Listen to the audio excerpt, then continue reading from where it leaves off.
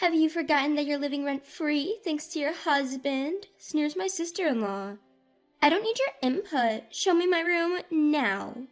She just got divorced and moved into our house. My husband inviting her over, what a terrible decision. I'm going to make this self-centered duo pay for this. My name is Sophia. I've been living with my husband since we got married. My husband Sam is an engineer, and since he can work from home, we moved to a small town near my childhood home after we got married. Life in the countryside has its inconveniences, but the people are kind, and the environment is nice and comfortable. Sam, who grew up in a big city, seemed to adapt to country life. The people here are all so nice. It's really heartwarming. I was pleased to hear Sam say that. Sam commutes to the head office in New York City once every month. While there, he also visits his family in the city and updates them on our life. My parents are big landlords in this town.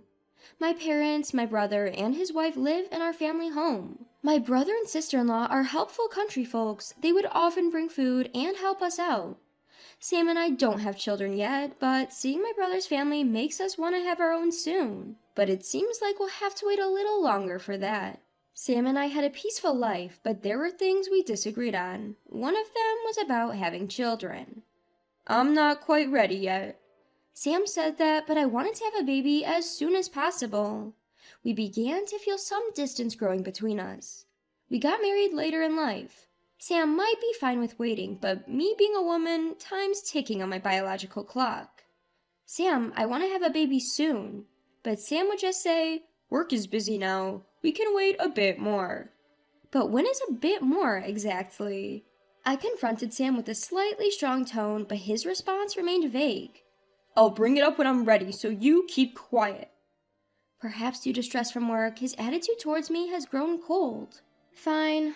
That's all I could say. Consequently, our marital relations dwindled and a year went by. Then one day, Sam suddenly said, my sister's getting divorced. I recalled that his sister had been married for around 2 years and lived in New York. But for him to bring up his sister's divorce so casually, I wondered why. That's why she'll be moving into our house. I couldn't quite understand what Sam was saying at first. Wait, what do you mean? With a baffled look, Sam clarified, my sister's getting divorced, so she's moving into our house. She'll be moving in next week, so be ready. Apparently, things had already been decided without my input. Don't just make decisions on your own. Despite my protest, Sam remained undeterred. What? She's my sister. She's practically your family, too. I thought you'd be more accepting. You're much more cold-hearted than I thought. Sam started berating me. What's with that attitude? I'm just saying it's wrong to decide things on your own. I desperately resisted, but Sam gave me a scornful look. At the beginning of our marriage, Sam was not such an arrogant person. I guess living leisurely in this countryside and being adored by everyone, he must have gotten carried away. I had noticed the change subtly, but I couldn't bring myself to confront him directly. But I never expected him to become so self-centered. I can't live with your sister. Please ask her to reconsider this. I firmly stood my ground and headed to my room, but Sam snapped back. Don't you dare say you can't live with my sister. I won't accept that. He grabbed me by the arm and yelled. To be honest, I never liked his sister Emily. Emily was from a city. She was one of those stereotypical women with a condescending attitude. Her husband was a high-ranking executive at a major corporation, so I guess that made her quite arrogant too. Well, Sophia dear, it's been a while. How's life in the plain, rural countryside? We didn't see each other often, but whenever we did, she always looked down on me. And Emily was always boasting about her husband. My husband is an elite at a large corporation. You guys get to enjoy a slow-paced life in the country. How nice. I didn't want to be intimidated by her sarcasm. Yes, thanks to you, we're enjoying our fulfilling days. When I said that, Emily, who always had to one-up others, got riled up. Well, I saw it coming.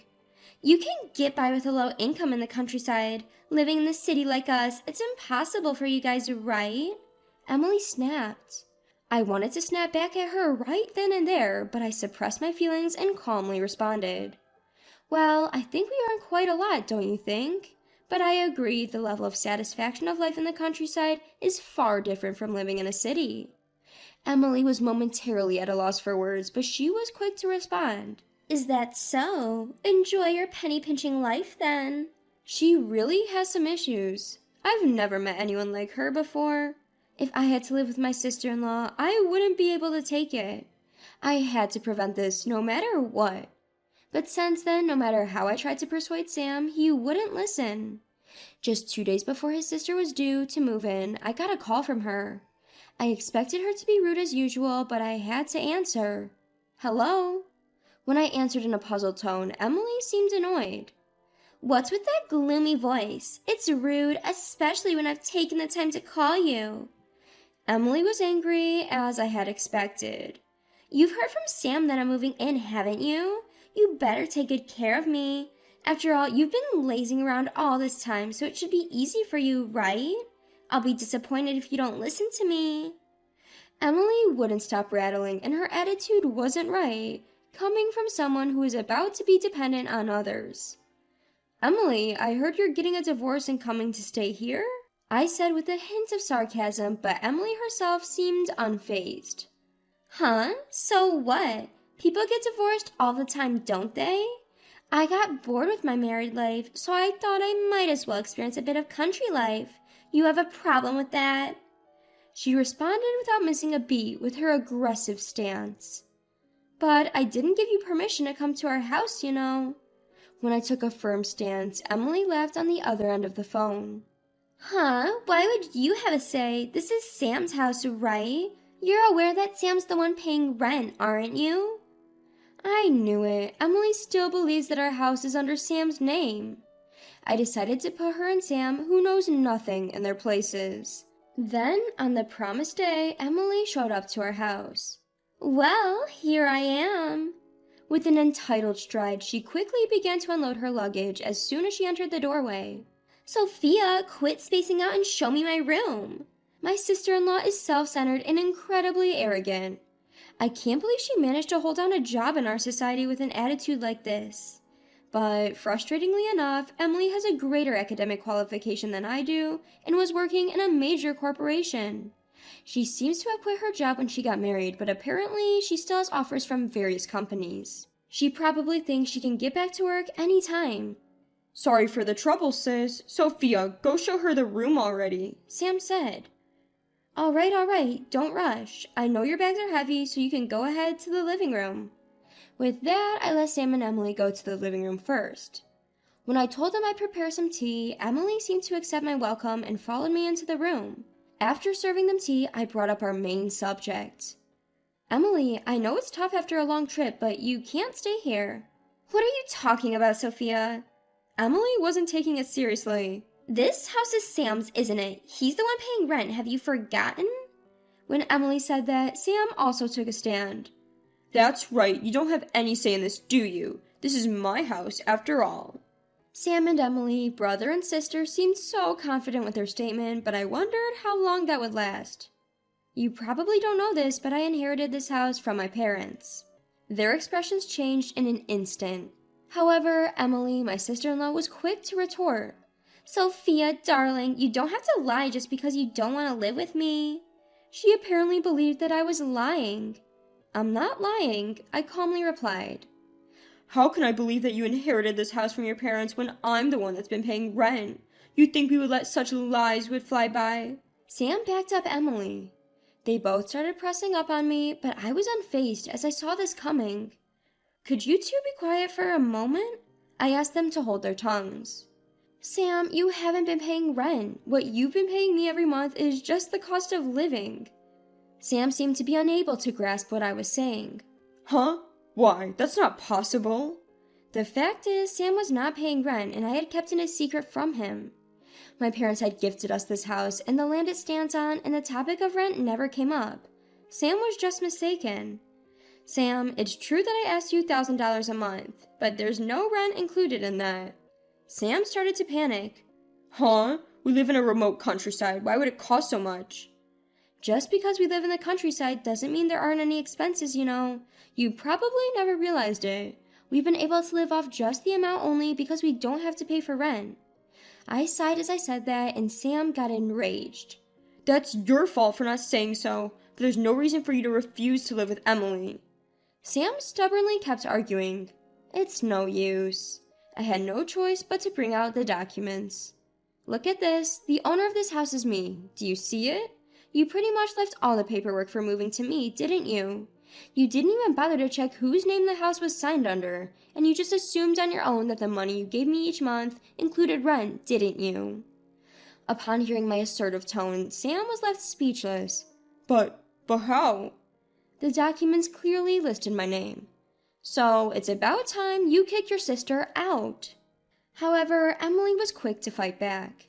What on earth are you talking about? I don't care if you inherited this house from your parents or whatever. I'm your family too, you know. I've never met a woman as cold-hearted as you. While observing Emily's rattling with a cold gaze, I said, When did I ever consider you my family? Emily, you've always belittled me, calling me a hick or accusing me of being overly dependent on Sam. You never even expressed me a hint of gratitude for letting you stay here. Do you really think I would want someone like you in my house? I took out all my pent-up anger on her. Emily finally seemed to understand her place. Turning back to Sam, I reiterated, Sam, you understand that this house is mine, right? Upon hearing this, Sam trembled with rage. This isn't fair. You should have told us before Emily moved in. Why are you saying all this now? You two were making all sorts of decisions without consulting me, right? So I did just the same. Any problem with that? With this self-centered pair of siblings, I had to hit them hard with the reality. The one who seemed most flustered by this reveal was Emily. Sam, what are we going to do? I'll have nowhere to live at this rate. It appears that since her divorce, Emily had left her previous residence and no longer had a home to return to in New York. Why don't you just go to your parents' place? She doesn't even have to be at my house. That's what I thought, but it seemed they had their own circumstances. My parents are already set to move into a retirement home. It seemed they had sold off their family home completely, which is why she wanted to move into her brother's place, but I'm not letting that happen. That's not my headache, so please leave. If you still want Emily to stay here, Sam, you should leave too. What? He should have seen it coming. After all, this is my house. Even while Sam was hopelessly looking down, Emily continued to yell at him. It's your fault. If I get kicked out, I'll have nowhere to go because you didn't have things in order. I know, so shut up. Sam finally snapped at Emily, and the two started to argue fiercely. They were a truly bothersome pair. Can you two keep it down? You're disturbing the neighbors. When I urged them both to leave, Sam clung on. Sophia, I got it. I'll kick Emily out. Just let me stay here. What? Wait a minute, Sam. What are you talking about? Emily was taken aback. Ignoring Emily, Sam forcefully sent her away. Sam was now begging me on his knees while I looked down at him confidently. You think begging will make me forgive you? I'm really sorry. I am. I had no intention of forgiving Sam. My discontent with Sam wasn't just over Emily. You know, you've never really been here for me, have you? Sam averted his eyes. You're always too busy with work. You never even make time to talk things out with me. I can't keep up this marriage anymore. With that, I handed Sam the signed divorce papers. Wait, just give me a chance to think this over. Sam didn't want to lose this life, but I had no intention of showing him mercy. Just get out already. When I coldly told him off, Sam retorted. You've got to be kidding me. Just because this is your house doesn't mean you can do however you please. I couldn't stand hearing such things from Sam, who tried to let Emily stay without my approval. Please don't talk about me as if you're any better. I left him with that and returned to my room, leaving the divorce papers behind. After that, Sam and I finalized our divorce. According to a mutual acquaintance, Sam and Emily returned to New York, but they seem to be having a tough time. Well, karma's getting back at them because they've always been self-centered. I can only hope they learn from their hardships. As for me, I'm here enjoying a fulfilling life in my rural home.